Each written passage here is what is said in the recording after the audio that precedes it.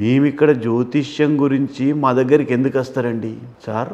ఏదైనా రెమెడీ కావాలి, మా అమ్మాయికి పెళ్ళైతే లేదు సార్, దీని యొక్క ముఖ్య ఉద్దేశం ఏంటిది, ఎందుకు కావటం లేదు, మా అబ్బాయి ఇలా అవుతుండు సార్, ఇలా ఎందుకు అవుతుండు, అలాంటప్పుడు ఆయన కర్మ సిద్ధాంతంలోకి వెళ్ళి ఆయన పూర్వజన్మలు ఏదో అనుభవిస్తుండు కాబట్టి ఆయనకి ఏ దోషం ఉంది, కుజదోషం ఉందా లేకుంటే ఇంకేదన్నా దోషం ఉందా అది తెలుసుకొని దానికి రెమెడీ చెప్పి చేసి పంపిస్తామండి.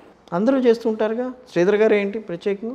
నేను ప్రత్యేకించి కాదండి, ఒక్కొక్కరు ఒక్కొక్క రకంగా చేస్తారండి. ఏంటంటారు రకాలంటే? దాంట్లో రకాలు అంటే ఒక్కొక్కరు ఏం చేస్తారంటే, ఇప్పుడు చాలామందికి ఏటీఎం లెక్క అయిపోయిందండి. అంటే జస్ట్ ఇది వాటర్ బాటిల్ కావాలనుకోండి, జస్ట్ ఇట్లా ఫోన్పే కొట్టి టక్కని వాటర్ బాటిల్ వచ్చేస్తుంది. అవును, ఇన్స్టెంట్ అయిపోయింది.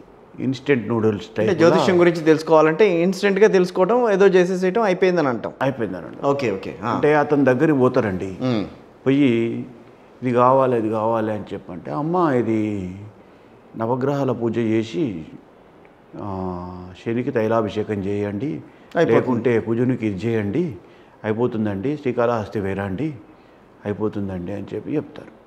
అది అంతవరకే, అంతే అంతే. కానీ శ్రీధర్ గారు శ్రీకాళహస్తి వేయచ్చిన వాళ్ళు ఇప్పటికి నేను ఛాలెంజ్ చేసి చెప్తున్నా అండి, శ్రీకాళహస్తి వేయచ్చిన వాళ్ళు పరిపూర్ణంగా జ్యోతిషాన్ని మొత్తం పొడగొట్టుకున్న వాళ్ళు ఎవరండి? శ్రీకాళహస్తి చాలా గొప్పదండి. అవును, నేను ఆ విషయంలో ఎలాంటి సందేహం అవసరం లేదు.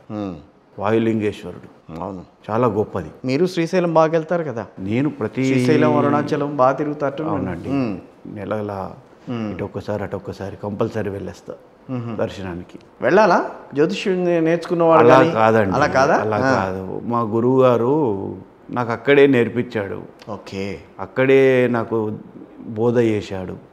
కాబట్టి నాకు అది ఒక నెలలో పోకుంటే నేను కూడా ఒక రకంగా టెన్షన్ గురవుతూ ఉంటారు. టెన్షన్ కాదండి, నాకు కూడా ఇది మనసులో పట్టదండి. అంటే మనసులో మనసు ఉండదు. చూడాలి చూడాలి, స్వామివారిని చూడాలి చూడాలి, ఈశ్వరుణ్ణి చూడాలి, అమ్మవారిని చూడాలి అనే తపన. శ్రీధర్ గారు, చాలామంది రాసుల గురించి మాట్లాడుతూ ఉంటారు. ఈ రాశి అయితే వీళ్ళకి ఇట్లా ఉంటుంది, వీళ్ళకి ఇట్లా ఉంటుంది అని అంటారు. అవునండి. కానీ మీరు ప్రత్యేకంగా రాశి కాదు ఎక్కువగా ఎక్కువగా ప్రాధాన్యతనివ్వాలని చెప్తారు. కారణం ఏంటి? కారణం అంటే ఒకటే కారణం అండి, ఈ రాశులు అనేటి చంద్రుడు ఎక్కడున్నాడో తెలుసుకొని ఈ చెప్పే రాశులండి. ఇప్పుడు ఈ క్రోధినామ సంవత్సరం ఉంది. ఓకే, క్రోధినామ సంవత్సరంలో ప్రతి వారు ఎవరిని తప్పుపట్టడం లేదండి. దయచేసి ఇది ఒక విషయం అర్థం చేసుకోవాలండి, ఎవరిని తప్పుపట్టడం లేదు. ఈ క్రోధినామ సంవత్సరంలో జాతకాలు ప్రతి ఒక్కరూ చెప్తారండి. అవును, రాసులు, వాళ్ళకు ఉన్న ఆదాయం, వ్యయాలు, రాజపూజ్యం, అవమానాలు అన్నీ చెప్తారండి. కానీ నాకు తెలిసినంత మట్టుకు నేను నేర్చుకున్న విధానం ప్రకారంగా అంటే నా మట్టుకు నేనే చెప్తున్నా అంతే. అది మొత్తం ప్రపంచానికి సంబంధించి మన దేశానికి సంబంధించి వస్తుందండి.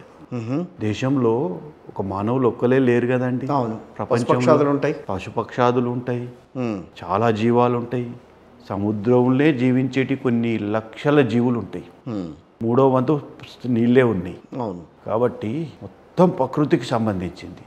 మానవాళి ఏ విధంగా, ఈ మానవాళి కావచ్చు, ప్రపంచం కావచ్చు, ఏ విధంగా మనుగడ ఈ సంవత్సరం సాగుతుంది అనే దాన్ని బట్టి ఈ రాశి ఫలాలు కొనసాగుతాయండి. అందులో మనం కూడా ఉన్నాం కాబట్టి దాని ఎఫెక్ట్ అనేది మన మీద 19 నుంచి 20% పడుతుందండి. అందుకనే నేను ఎక్కువ రాసుల మీద ప్రియారిటీ పడకండి, చూడండి తప్పు లేదు, కానీ రాసుల మీద ఆధారపడకండి. లగ్నాన్ని చూసుకొని లగ్నం మీద నుంచి ఏ గ్రహం ఎక్కడుంది, ఇప్పుడు ఒక పంచాంగకర్త దగ్గరికి వెళ్తామండి. అవును, వాళ్ళది పాపం తప్పులేదండి, పంచాంగం చూస్తారు, మీద 5వ స్థానంలో గురువు ఉన్నాడండి, గురువు నడుస్తుందని చెప్తాడండి. లగ్నం నుంచి చూస్తే అతనికి బుధుడు నడుస్తూ ఉంటాడండి. ఓకే, ఏంటి అంత డిఫరెన్స్ ఎందుకు వస్తుంది? గురుడు బుధుడు నేను అనేది వాళ్ళు ఏం చేస్తారంటే రాసులను బట్టి చూస్తారు, చంద్రుడు ఎక్కడున్నాడు అనే దాన్ని బట్టి చూస్తారు. మేమేం చేస్తామంటే లగ్నం ఎక్కడున్నదాన్ని బట్టి చూస్తాం. ఓకే, మెయిన్ లగ్నం అండి.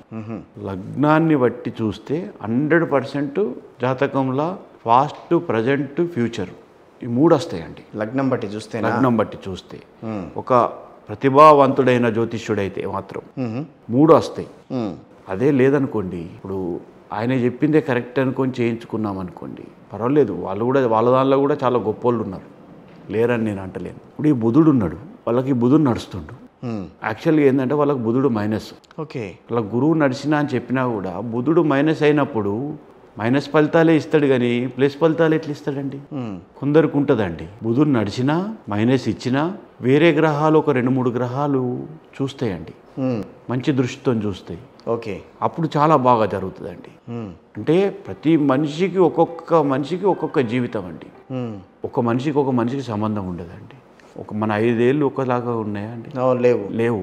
ఒక కుటుంబంలో కూడా ఒక జాతకాలు కొన్ని రకాలు ఉండవు. ఇప్పుడు ముఖేష్ అంబానీ అనిల్ అంబానీ సమాన ఆస్తులు పంచుకున్నారు. ముఖేష్ అంబానీ ఎక్కడికో వెళ్ళిపోయాడు, అనిల్ అంబానీ కిందకి దిగిపోయాడు. దానికి కారణం చెప్పండి. మరి ఇద్దరు ఒకటే తల్లి కడుపున పుట్టారు కదా, ఏంటంటారు కారణం? అదేనండి, కర్మ. ఓకే, కర్మ అంతే. మీ మాటలో ఎక్కువగా కూడా లగ్నం కర్మ ఇవి 2 కనిపిస్తుంది అంతే. రాశి గురించి ఎక్కడా మీరు మాట్లాడట్లా. రాశిని పట్టించుకోవాల్సిన అవసరం లేదండి నా ఉద్దేశం. కానీ ఈ రోజుల్లో ఏ జ్యోతిష్యుని కూర్చోబెట్టినా రాసుల గురించి మాట్లాడతారు, 12 రాసులు తీసుకొస్తారు. నేను ఒక మాట చెప్తానండి, 100కు 200% చదువుకున్నోళ్ళు గుండెల మీద చేసుకొని చెప్పువానండి, సార్ ఈ రాశి నాది. ఇప్పుడు మీదే రాశి అండి? ఒకవేళ ఒక రాశి ఉన్నది అనుకోండి, ఈ రాశి ప్రకారం మీకు 100% జరుగుతుందా అండి? లేదు. ఈ రాశి వాళ్ళు ఈ సంవత్సరం పట్టిందల్లా బంగారం అంటారు, కానీ జరగదు. 10,000 నౌకరిగాడు పట్టిందల్లా బంగారం ఎలా అవుతుందండి? ఎట్లా అవుతుంది మీరే చెప్పండి. 20,000 జాబ్ చేసుకునేటోడు మనకి పట్టిందల్లా బంగారం ఎలా అవుతుంది? మనకి 20,000 జాబ్ చేసుకుంటే 25,000 ఖర్చే ఉంది, అంటే 5,000 మైనస్ అవుతుంది. ఏదో ఒక మిరాకిల్ జరగాలి. కరెక్ట్. ఆ మిరాకిల్ తెలవాలంటే లగ్నాన్ని ఖచ్చితంగా చూడాల్సిందే అండి.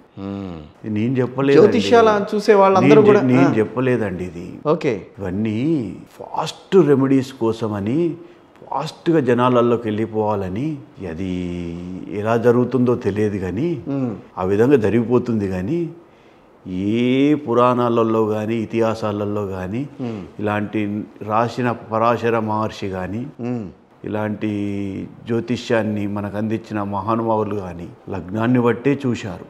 వెనకట రాజులు కూడా అంతే, లగ్నాన్ని బట్టే చెప్పించుకుందరు. ఒక జాతకం చూసడం అంటే మామూలు విషయం కాదండి. 10 నిమిషాలలో ఒకటి చెప్పడి వెళ్ళగొట్టడం కాదండి. ఒక జాతకాన్ని మినిమం అర్థం చేసుకోవాలంటే 6 గంటలు టైం పడుతుందండి. ఎందుకంత? 36 కుండళ్ళు చూడాలండి. ఇక్కడి నుంచి ఇక్కడికి మారుతూ ఉంటుందని చెప్తారు, అది సరిపోదా? అది సార్ ఇప్పుడు ఒక మాట చెప్తానండి. ఈరోజు మంగళవారం అవును అనుకుందాం, ఇప్పుడు రావుకాలం అని వస్తుంది, అవునా? సినిమాలో చూస్తూ ఉంటాం, రావుకాలం నాడు కదిలితే ఇది అవుతుంది ఇట్లా అవుతుంది అని చెప్పి వాళ్ళు కూడా చెప్తూ ఉంటారు. అవును. అది యమగండం అని ఒకటి వస్తుంది. అవును. ప్రతి పంచాంగంలో చూడండి మీరు, వర్జం, దుర్ముహూర్తం, రావుకాలం, యమగండం, యోగం, కర్ణం ఇలాంటివి ఉంటాయి. అంటే ఇలాంటివి జ్యోతిష్యంలో వీరు పెట్టారా, వీళ్ళు రాశారా, లేకుంటే ఫస్ట్ నుంచే వస్తుంది కదా అండి? ఫస్ట్ నుంచే వస్తుంది అది. ఇప్పుడు మన టెక్నాలజీ ఎప్పుడు డెవలప్ అయిందండి? మినిమం ఒక 20 years. ఇప్పుడు మన టెక్నాలజీని ఇంకొక 100 years వరకు కూడా మన జ్యోతిష శాస్త్రం రాయబడింది. ఎలా రాయబడింది? 20 సంవత్సరాల తర్వాత కూడా ఈ గ్రహణం వస్తుందని మనం చెప్పగలుగుతున్నాం. అవును. అదే మీ టెక్నాలజీ చెప్పగలుగుతుందా? చెప్పలేదు. అదేనండి జ్యోతిష్యం అంటే. ఇన్ని విషయాలు చెప్తున్నారు, అసలు ఎట్లా నేర్చుకోవాలన్న ఆలోచన కలిగింది మీకు? అది కూడా మా గురువుగారు వల్లేనండి. అది నా పూర్వజన్మ సుకృతమే. చాలా గొప్పవారండి అతను.